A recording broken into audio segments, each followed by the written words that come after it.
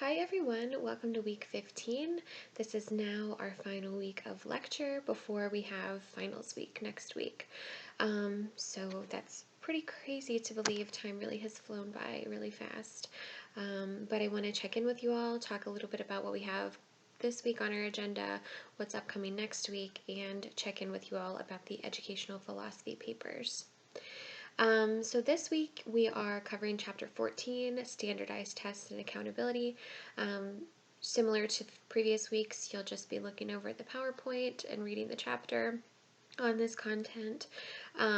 You won't be quizzed on this, and you just have to respond to the 6th check for understanding activity to get those 10 points for that assignment this week. So that's the only assignment you have due this week.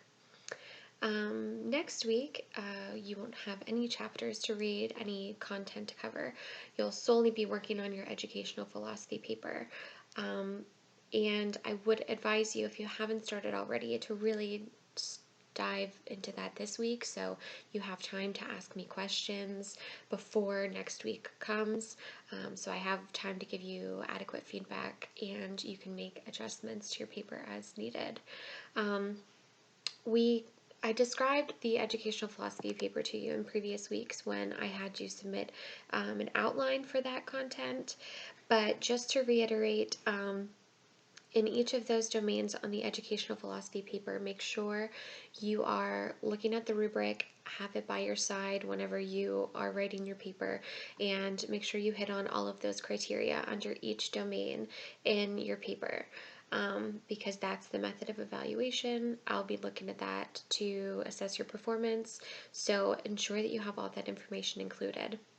That doesn't mean that for the sections outside of the introduction and summary that you have to talk about all of those suggested theories in your paper. Those theories and suggestions that are further indented in the rubric are just areas of suggestion, but the overall description of the domain and what needs to be discussed in there is all required. So if you have any questions about that, just reach out to me and let me know. Make sure you're checking that individualized feedback that I provided to you from the second check for understanding activity, I believe it was, where I gave you some specific feedback for your future paper. And make sure you're using that template that I uploaded under course resources, educational philosophy paper. There's an APA template where you can just download it and utilize that to write your body of your text within. If you've already have work in a separate document, you can just move that over to the template.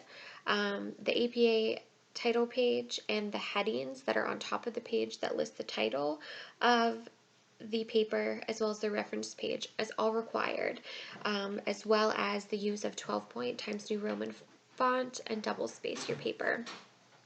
But the headings for introduction, developmental theories, etc., those are optional, but if you want to use them, I do recommend them for organizational purposes, but they're not required. But if you do want to use those, I have modeled how those are formatted depending on the level of heading that you're intending to use.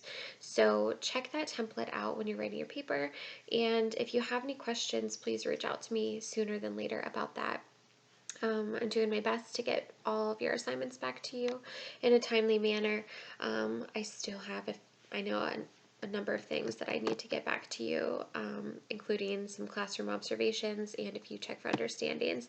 But all of the discussion board posts and quizzes should be graded up to date, and I'm doing my best to get everything else back to you pretty soon. So if you have any questions about that, please reach out to me and let me know. And I hope you all have a really nice week, and I will check in with you all next week.